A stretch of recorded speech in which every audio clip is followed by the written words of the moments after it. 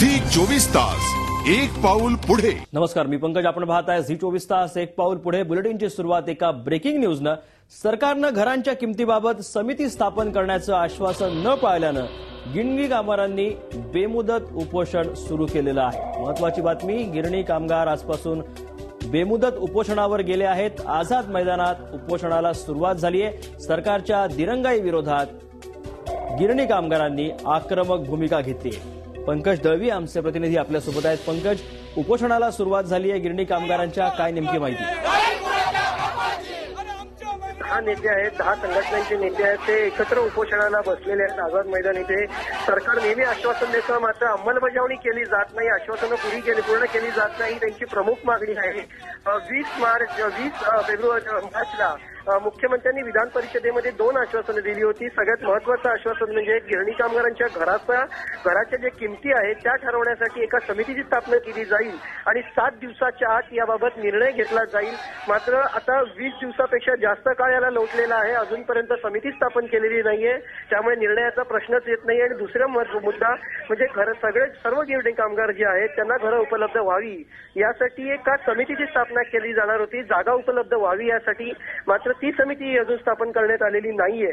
त्यामुळे सरकार दिलेली आश्वासनं पाळत नाही, चालढकलपणा करते, दिरंगाई करते. याच्यासाठी आमरण उपोषणालाही हे गिरणी कामगार जे आहेत ते बसलेले आहेत. अधिवेशन चालू आहे. गिरणी कामगारांनी कालच निर्णय घेतला होता उपोषणाचा, मात्र अजूनपर्यंत सरकारकडून त्यांना कुठल्याही पद्धतीने त्यांच्याशी संपर्क साधलेला नाहीये किंवा कुठलं आश्वासन, पुन्हा एक नवीन आश्वासन दिलेलं नाहीये.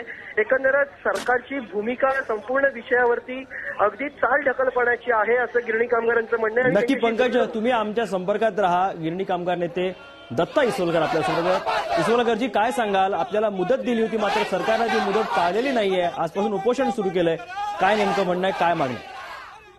आमचं असं म्हणणं आहे की मुख्यमंत्र्यांनी आम्ही जेव्हा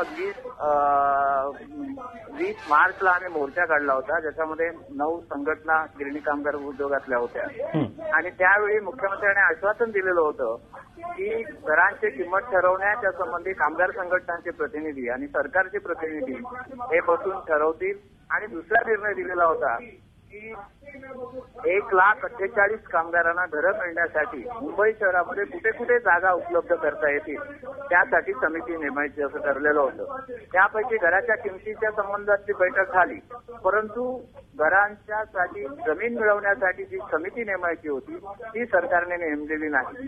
याचाच अर्थ सरकार गिरणी कामगारांना घरं देण्याकरता फार उत्सुक आहे असं दिसत नाहीये. उलट असं आश्वासनं देऊन आंदोलन थंड करण्याचं काम मुख्यमंत्री करतात काय असं आता आम्हाला वाटायला लागेल. नक्की इसोलकरजी, थोडक्यात सरकार उदासीन आहे याबाबत असं आपलं म्हणणं आहे. धन्यवाद, आपण झी 24 तासशी बोललात. धन्यवाद पंकज, आपण दिलेल्या माहितीबद्दल. पंकज दळवी आमचे प्रतिनिधी आपल्यासोबत होते. गिरणी कामगारांनी आजपासून बेमुदत उपोषणाला सुरुवात केलेली आहे.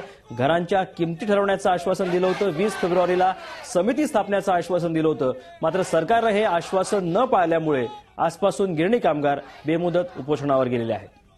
झी 24 तास एक पाऊल पुढे.